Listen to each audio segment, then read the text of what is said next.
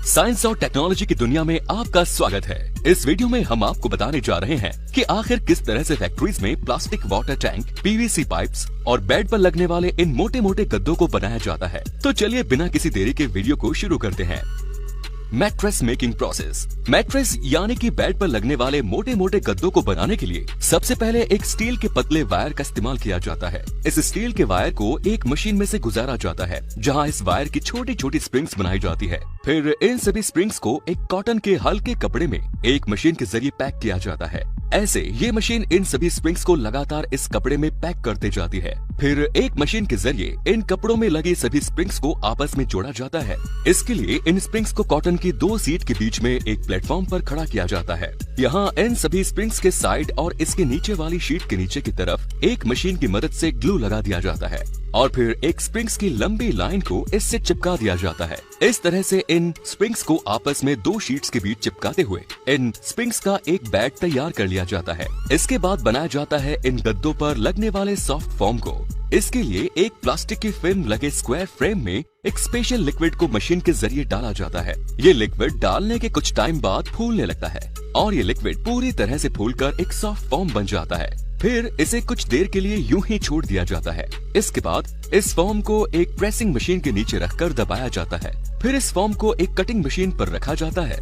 यहाँ इसके खराब किनारों को काटा जाता है। फॉर्म के चारों तरफ के किनारों को काटकर इस फॉर्म को परफेक्ट फिनिशिंग दे दिया जाता है। इसके बाद इस फॉर्म को इसी कटिंग मशीन के जरिए एक एक करके 10 पतली पतली शीटों में काट दिया जाता है और फिर इन शीट्स को एक एक करके उठाया जाता है और दूसरी जगह पर रखा जाता है।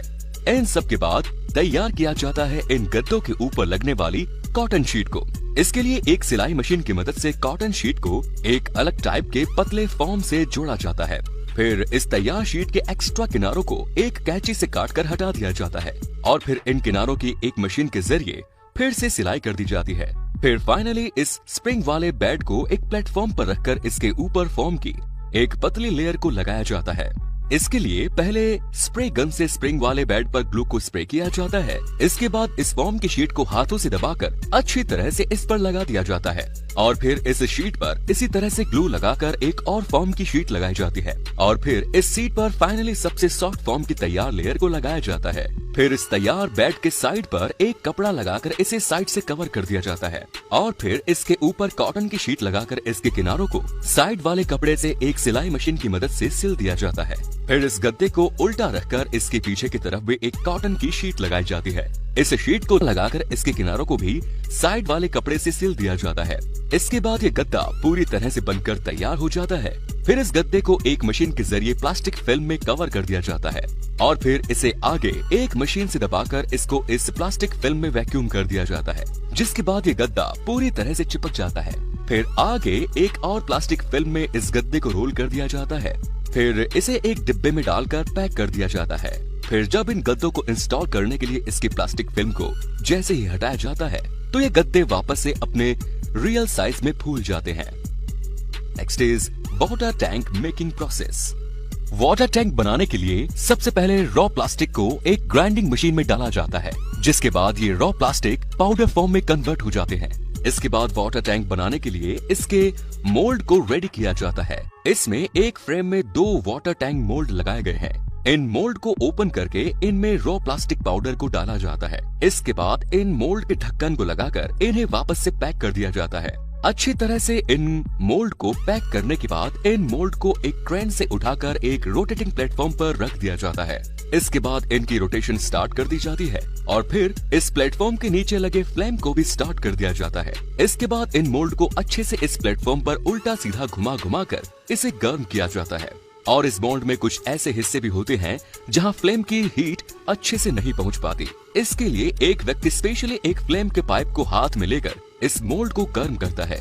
इस तरह से इस मोल्ड को गर्म करने से इसके अंदर डाला गया रॉ प्लास्टिक पाउडर मेल्ट होकर इस मोल्ड की दीवारों पर अच्छे से चिपक जाता है। फिर 20 मिनट बाद इस मोल्ड को कुछ देर तक रोककर इसका इंस्पेक्शन किया जाता है। अगर ये वाला प्लास्टिक मेल्ट होकर मोल्ड की दीवारों से अच्छी तरह से चिपक जाता है तो फिर इसमें प्लास्टिक की दूसरी लेयर बनाने के लिए इसमें एक बार फिर से प्लास्टिक पाउडर को डाला जाता है। इसके बाद मोल्ड का रोटेशन फिर से स्टार्ट कर दिया जाता है और फिर से घुमा घुमा कर इस मोल्ड को अगले 20 मिनट तक गर्म किया जाता है और ठीक 20 मिनट बाद इसके फ्लेम और रोटेशन दोनों को बंद कर दिया जाता है।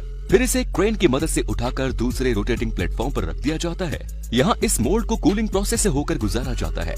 यहाँ इन मोल्ड के ऊपर एक वाटर पाइप की मदद से लगातार पानी डाला जाता है ताकि इन मोल्ड को जल्दी से ठंडा किया जा सके। कुछ देर पानी डालने के बाद जब ये मोल्ड ठंडे हो जाते हैं तो फिर एक बार फिर से इन्हें एक क्रेन की मदद से उठाकर जमीन पर रख दिया जाता है और फिर कुछ टूल्स की मदद से इन मोल्ड को ओपन किया जाता है और फिर धीरे धीरे करके इनमें से वाटर टैंक को निकाल लिया जाता है। इनमें से वाटर टैंक को निकालने के बाद इनके एक्स्ट्रा प्लास्टिक को काटकर इनकी फिनिशिंग की जाती है। इसके बाद इस पर पहले से बना बनाया एक ढक्कन लगा दिया जाता है। फिर एक ड्रिल मशीन की मदद से इस ढक्कन के दोनों तरफ छेद किया जाता है ताकि इसके ढक्कन को बंद किया जा सके और ड्रिल मशीन की मदद से इसमें पानी का कनेक्शन करने के लिए पाइप लगाने के लिए भी इसमें और छेद किए जाते हैं और फिर इन छेद में वाल्व लगा दिए जाते हैं। इसके बाद ये वाटर टैंक पूरी तरह से इस्तेमाल किए जाते हैं। Next is PVC pipe making. PVC garden pipe बनाने के लिए मेन रॉ मटेरियल होता है पीवीसी रेजिन। इस पीवीसी रेजिन को सबसे पहले एक मिक्सिंग मशीन में डाला जाता है। फिर इसमें स्टेबलाइजर, लुब्रिकेंट्स और कुछ प्रोसेसिंग एसिड्स को डालकर मिक्स किया जाता है और इन पीवीसी पाइप्स को अलग अलग कलर देने के लिए इस रॉ मटेरियल में कलर पिगमेंट को मिलाया जाता है जिससे इन पाइप्स को अलग अलग कलर दिया जाता है। फिर इस रॉ मटेरियल को अच्छे से मिक्स करने के बाद इसे एक कंटेनर में निकाल दिया जाता है और कुछ देर ठंडा होने के लिए छोड़ दिया जाता है। फिर इस मटेरियल को एक कंटेनर में डाला जाता है। यहाँ इसे 150 डिग्री सेल्सियस तक गर्म किया जाता है जिसके बाद ये मटेरियल एक रोटेटिंग डाई के ऊपर से होकर गुजरता है जिससे ये मटेरियल इस डाई पर मेल्ट होकर राउंड पाइप की शेप में बाहर आते रहता है। फिर आगे इस पाइप को ठंडा करने के लिए एक वाटर टैंक से गुजारा जाता है और इसके ऊपर से भी लगातार पाइप से पानी इस पर गिरते रहते हैं। इसके बाद ये पाइप पूरी तरह से बनकर तैयार हो जाता है। फिर इस पाइप को 30 मीटर की लेंथ पर काटकर इनके रोल बना दिए जाते हैं और इन्हें अच्छे से बांध करके इन्हें प्लास्टिक फिल्म से कवर कर दिया जाता है। इसके बाद इन्हें मार्केट में बेचने के लिए भेज दिया जाता है और ठीक इसी तरह से ही सक्शन पाइप्स को भी बनाया जाता है। सक्शन पाइप के रॉ मटेरियल को भी इसी तरह से मिक्सिंग मशीन के जरिए तैयार करके एक कंटेनर में निकाल दिया जाता है। इस सेक्शन पाइप में हार्ड और सॉफ्ट दोनों ही तरह के मटेरियल का यूज किया जाता है ताकि इस पाइप को हार्ड भी रखा जा सके और इसे मोड़ने के लिए थोड़ा सॉफ्ट भी रखा जा सके।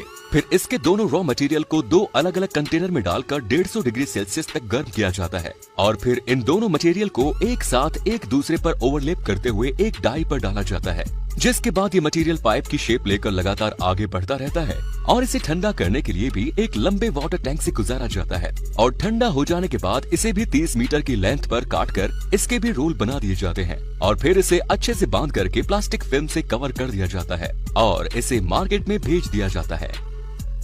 And the last is wooden spoon making process. Wooden spoon या फिर आइसक्रीम स्टिक बनाने के लिए सबसे पहले बड़े बड़े पेड़ों को काटकर उनके लॉग्स को फैक्ट्री में लाया जाता है। आपको बता दें कि ये सभी पेड़ नॉन टॉक्सिक होते हैं जिस वजह से इनके इस्तेमाल करने में सेहत को कोई नुकसान नहीं होता और न ही इनमें किसी तरह की स्मेल या फिर टेस्ट होता है। फिर इन बड़े बड़े लॉक्स को एक कटिंग मशीन पर लाया जाता है। यहाँ इन लॉक्स को एक चैन सॉ की मदद से फिक्स साइज के छोटे छोटे टुकड़ों में काट दिया जाता है। लकड़ी के इन छोटे छोटे लॉक्स को फिर एक स्पेशल पिलिंग टूल की मदद से छीला जाता है। इन टूल की मदद से इन लॉक्स की आउटर लेयर को पूरी तरह से निकाल दिया जाता है।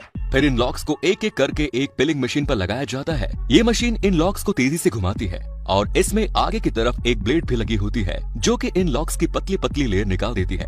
इस तरह से इन सभी लॉक्स को एक एक करके इस मशीन पर लगाकर इनकी पतली पतली लेयर निकाल दी जाती है। फिर आगे लकड़ी की इन लेयर्स को सही से अरेंज किया जाता है और इन्हें एक जगह इकट्ठा कर दिया जाता है। फिर लकड़ी की इन कुछ लेयर्स को उठाकर एक कटिंग मशीन में डाला जाता है। यहाँ ये मशीन इन लेयर्स में से आइसक्रीम स्टिक को लगातार काटती जाती है और उन्हें आगे की तरफ इकट्ठा करती जाती है। आप देख सकते हैं कि किस तरह ये मशीन इतनी तेजी से इन आइसक्रीम स्टिक को काटती जा रही है और कचरे को इससे अलग भी करती जा रही है। इसके बाद इनको पैक करके मार्केट में भेज दिया जाता है। तो दोस्तों, अगर आपको ये वीडियो पसंद आई तो इसे लाइक और शेयर करना ना भूलें।